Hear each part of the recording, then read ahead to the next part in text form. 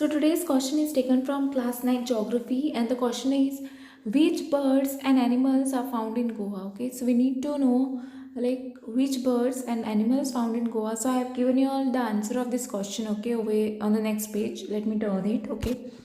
So which birds and animals are found in Goa? You all can take down the question. Answer is Goa has a variety of birds, animals, reptiles, and amphibians. Okay. Now there are 5 points. First point is what? The Indian bison or gaur is the state animal. Okay.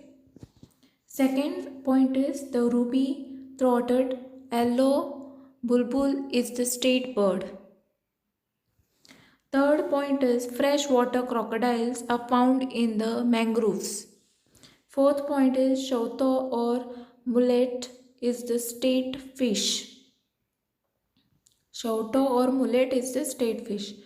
Fifth is amboli or red jasmine is the state flower. Okay, you all can take down the answer of this question, and I hope you all have understood, and thanks for watching.